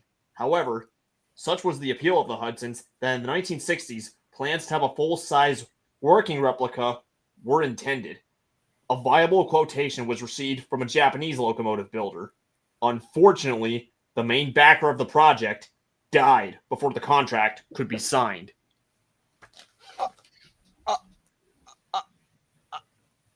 Gotta be kidding me. I'm lost for words. And one other thing, too. Remember that I had something to say about Alf Nelson Blount later? Well, he actually intended to save one of these, but unfortunately, they were all gone by the time he could act. And then So- he got Canadian Pacific 2816. Yes, I was going to say that. That is why Canadian Pacific 2816 was saved. That is because these things went away. Because these things went extinct before Blount could act. So either we would have gotten a New York Central Hudson, or we would have gotten what we have now, which is a Canadian Pacific Hudson without streamlining. Yes, the most well-known. Bro, what could have been better locomotive in history? if they would have like at least donate? No. Okay, so what if I know F. Nelson Blount bought Boston May 3713 and 1455 and 1956, and I mentioned it in my top 6 missed opportunity steam locomotives for excursion service video with 1455 that was bought by F. Nelson Blount in 1956. I mean, why can't you just also buy a New York Central Hudson at the time, because those were still around at the time before all of them were scrapped by 57. Cost. Oh yeah. Yeah, like New York Central was intentionally throwing them on the scrap line just to get the most money as they could out of them to get their financial You could have situation. at least like donated to one of the chapters of the National Railway Historical Society, like the Niagara chapter of the National Railway Historical Society, which was like founded sometime in 1942. Like Then yeah. also This is one thing I wanted to mention to everyone out there who wants a new Hudson built. Have you ever noticed that there has been only one Hudson recently operated in preservation under Steam? Have you ever wondered why that is? Why? Because Hudsons don't work for excursions well. Even the Southern Railway found that out with 2839. They are fast and nippy and stately, but what they lack is the ability to haul long enthusiast trains. Yeah. They just don't work. You get speed, but with excursions, you don't need speed. You need to be able to go nice and gradually so that the guests on board can enjoy the ride and watch the view. Whereas if you're going fast, they won't really be able to that much. That's why currently there's only one Hudson in operation. It's not actually hauling excursions. It is hauling a train with something on it to stop at certain areas, in which people can admire the speed from a distance. But if you're riding on the train, you're not going to be having that much fun unless you really do enjoy a nice fast speed. But the problem is, you just don't get as much train itself for the size. Yeah, I know that one of the most powerful 464s in terms of trucks ever with the Chicago Northwestern E4s. Speaking of things made by Alco, I forgot to mention in the Canadian Pacific, I forgot to mention in the Class A segment that Canadian Pacific actually based the design of one of their Jubilee locomotives off of I think it was the F3s, the one that were longer. They actually based the design of the calc of the pilot off of the Hiawatha's, and it was the they F2. were able to get that. And well, the reason I bring that up is because with that locomotive 3003 of I think it was an F2 or no F3. An F2A. It was the fastest Canadian steam locomotive. Yeah, exactly. That thing got to 113 miles an hour. And not to mention, he was even built by Alco's Canadian subsidiary, Montreal Locomotive Works. There were plans to save it, but unfortunately, it got scrapped. But it would have been nice if they donated to a chapter of the National Railway Historical Society. Who knows? It would have been maybe. Guys, I got like 10 minutes until I need to go. All right, let's go. One can only hope that a new Hudson will eventually be built in the not-too-distant future. Number 2. The Central of Georgia's Big Apples. My favorite CFG These locomotive. 484s are some of the rarest locomotives to have ever worked in the southern United States. They were built by Lima Locomotive Works in 1943, during the height of World War II. But just as the War Production Board had prohibited the Pennsylvania from building a new locomotive from the rails up, they did the same for the Central of Georgia.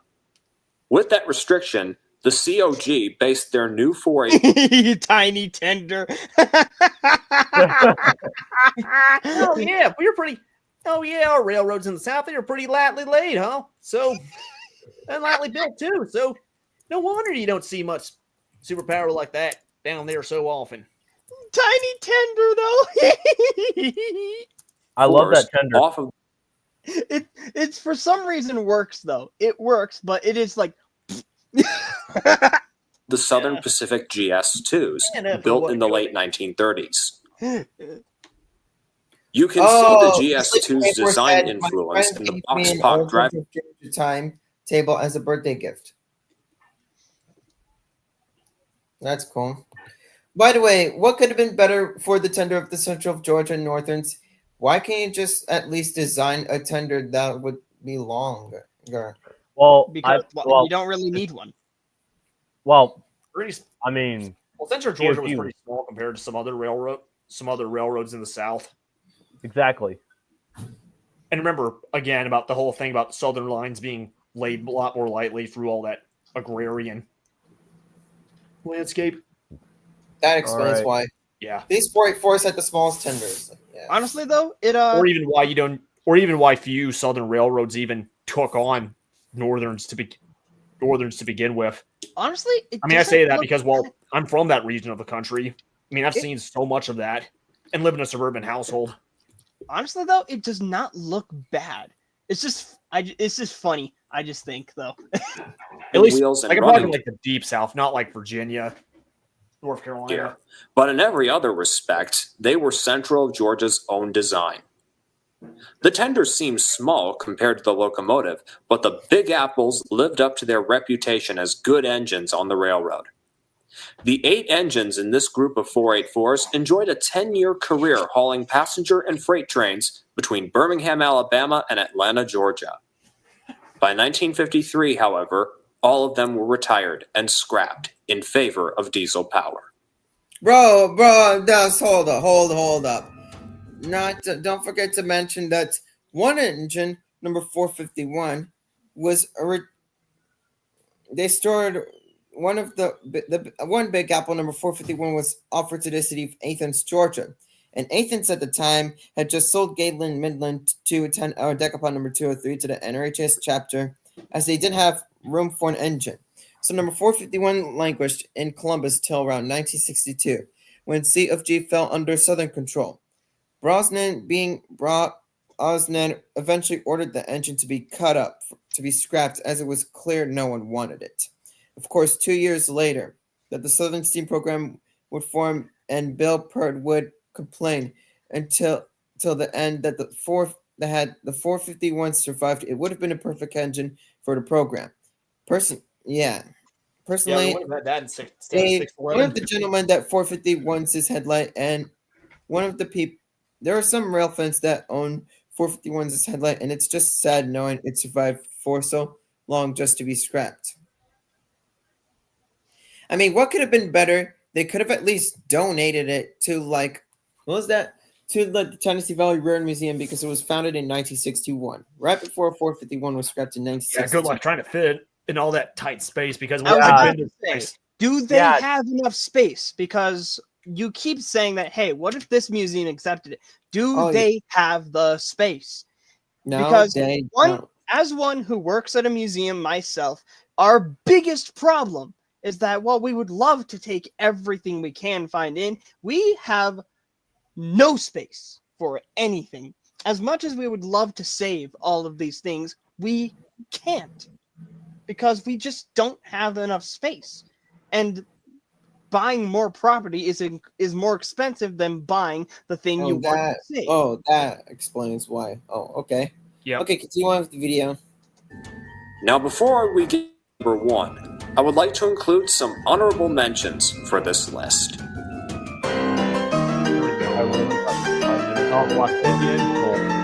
Yo, that's some empty forest. I have one of those volcano trains.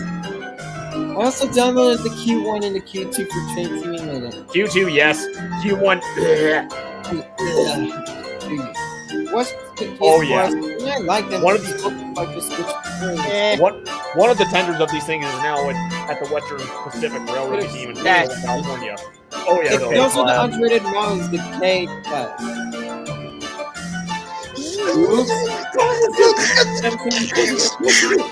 Banger, banging. Yes. Costuming R1Ds, the most heaviest 482s. Yeah. Damn. Oh, I have a couple. Every Northern Pacific superpower locomotive, all Denver and Rio Grande Western standard gauge steam locomotives, including those Challengers and 2882s. Wait, what do you mean? We have one Denver and Rio Grande standard gauge locomotive left. Oh yeah, it's 683. Every other class of Denver and Rio Grande Western standard gauge stuff. But yeah, Northern Pacific superpower is also up there with me, including the Z5s, the Z6s and C7s, and all that. The A4s, the 4 Aces, Santa Fe 4197, which used to be a Boston Maine T1, by the way. I mentioned Old Mod earlier. Oh, there's the Southerns 482s, one from my home railroad. And also a Pennsy J1, New Haven I5s, Delaware and Hudson J95s. I would like to see more Mason bogies preserved. Yeah. Guys, I would like literally to got see a like 5 Delaware minutes. Luck 1 Western Q4 Pocono preserved. But still, buying a steam locomotive is really an expensive and complex and multitask undertaking and a challenging. Yeah. Okay, let's get with the video. Go. And now for the number 1 pick. Here we go.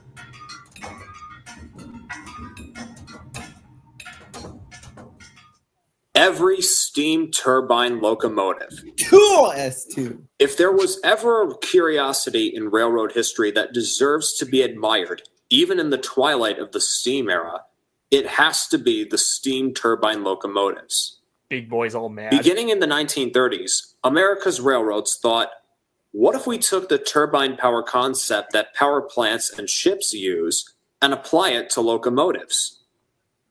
And so in 1939, General Electric partnered with the Union Pacific to produce the first steam turbine electric locomotives.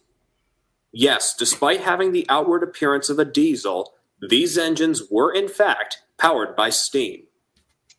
Despite having successful test runs, they broke down once while hauling a passenger train from Colorado to Omaha, necessitating a conventional steam locomotive to come to their aid. By 1941, the Union Pacific had pulled out of the partnership, and the engines were leased to the Great Northern for freight service. In late 1943, the locomotives were returned to GE and scrapped before the end of World War II. Around the time GE's steam turbines were being scrapped, the Pennsylvania Railroad experimented with their own direct drive steam turbine. Everybody phones with how The cool odd this thing looks. 686 locomotive, Yes. S2 Cool. class number 6200, was built by Baldwin Locomotive Works in 1944. It had 2 Westinghouse designed and built turbines, one for forward running and one for backward running. It was used for passenger trains between Chicago and Crestline, Ohio, much like the S1 duplex before it. The PRR gave the S2 a lot of publicity, but it ended up being an operational nightmare. It had stable problems relating to the boiler pressure dropping rapidly, due to the turbines using up massive amounts of steam. Hold up. After only- Hold up. Okay, so the S2, it was efficient at speeds over 30 miles an hour, high speeds, but at slow speeds at 20 under 30 miles an hour, it consumed massive amounts of steam. Oh, yeah. And And you that's forgot not to point out that all it the was intended to turbines. be a 484, but due to wartime restrictions, they increased into a 686. Heavier metal and all that. And let's not even mention, and that's not even the fact mentioning with the whole steam consumption issue, the fact that, well, this is the Pennsylvania Railroad. They traversed a lot of mountainous territories, including the Alleghenies and the Horseshoe Curve and all that, which has a pretty steep grade, so, and pretty much tight turns. So yeah, no way you're going easily fast on that. But also too, operations below 30 miles an hour are basically impossible to avoid on a railroad or railway. Like if you've been to Union Pacific's Bailey Yard or any other yard like Barstow or the yard at Juniata Shops, which I've actually been to all 3 and witnessed action happen there, and even some switching action when I was at the Nevada State Railroad Museum during my summer. Honestly, It's impossible to... Like the side rods of the S2 kind of look similar to like the Norfolk and Western JSS, but it's a turbine style without being a piston driven to me. a reciprocating Very engine. It's like... Yeah, and also with the S2, it kind of looks like that it's a combination between like a Norfolk and West or J class and the Pacific FF3. And I hate to say this, but it looks like that an NWJ and an FEF3 had a baby. Like, I'm sorry. 2 years in service. The 6200 No, was it was removed retired in from service 1959. and stored It was at Crestline in until 1952, when it was 48. moved to Conway, Chicago was Pennsylvania, and caught up. What?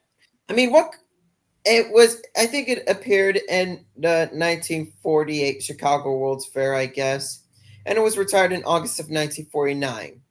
I mean, still, that's only 2 years in service. Like a third of what the S1 had.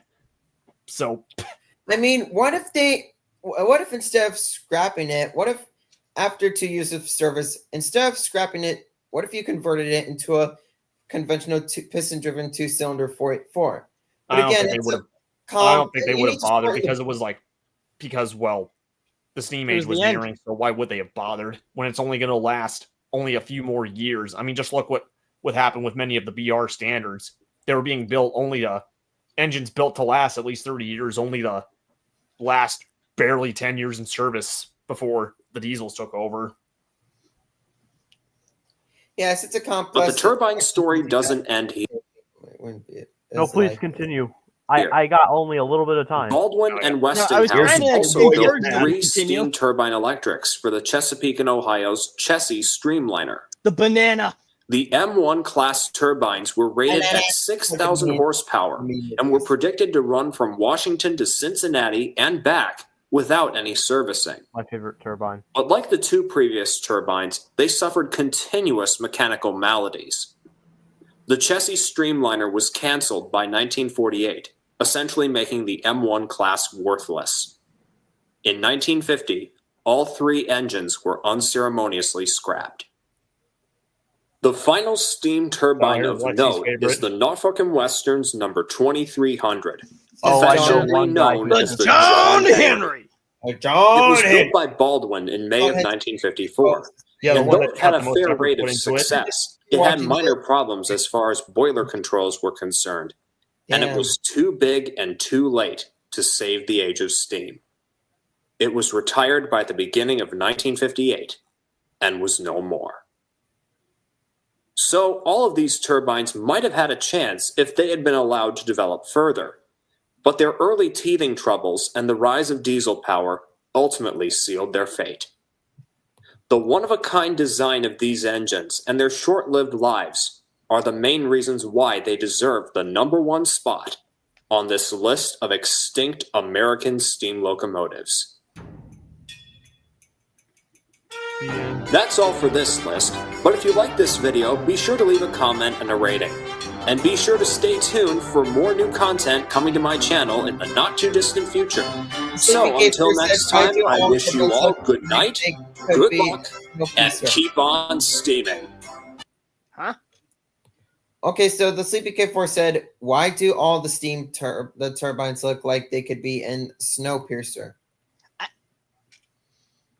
I don't know. Because they don't look like conventional steam locomotives. I guess so. That casing. I don't know. The Milwaukee Road F7 looks like Snowpiercer. Kind of looks like a Chicago Northwestern E4 to me because it's similar design features. Like that's a big cap. Anyway, both Alco products. Okay, continue the video. Well, it's we're done here. We're actually done. Yeah, we're actually done here. Okay, guys, thank you so much for watching my first ever reaction live stream to a top 15 top list video. Hope you guys enjoyed it. Steam Productions, the Rocket City Rail fan, and are my first time discussing it on my channel. And real quick, hopefully we'll get to see. And real quick to the chat at the live stream, real quick, I would just like to say, Queso is built like a Chesapeake and Ohio T1. Bro, yo!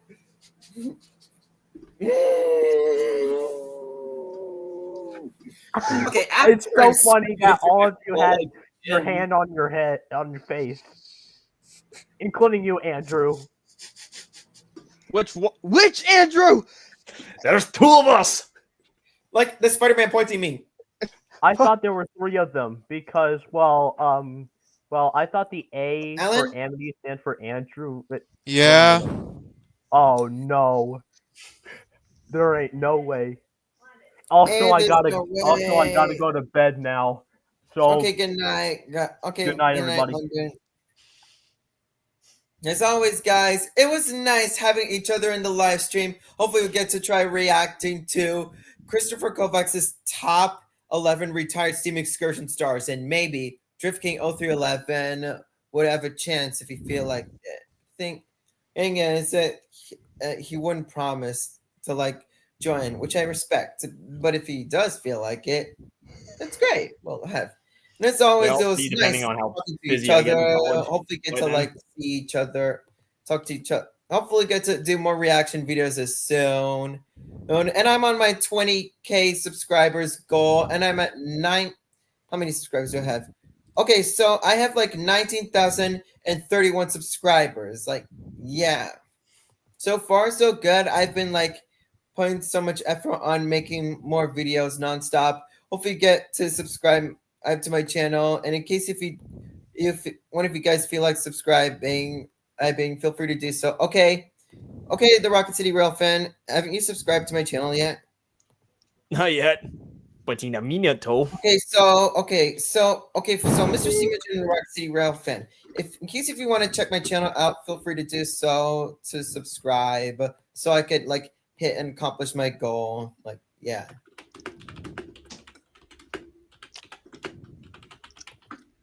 Hi, EP.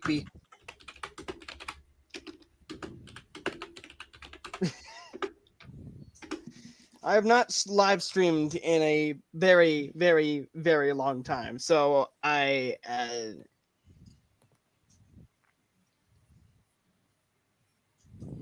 don't know.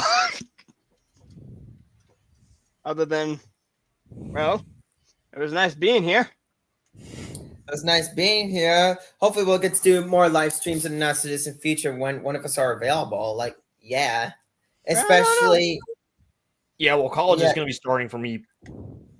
Yeah. In Yeah. about a week or two, so I'll see how busy I get with that stuff. I've only got one more year left, but still. I'm going to be getting my license soon, and I'm going to finally get an actual paying job. Finally. Like, yeah.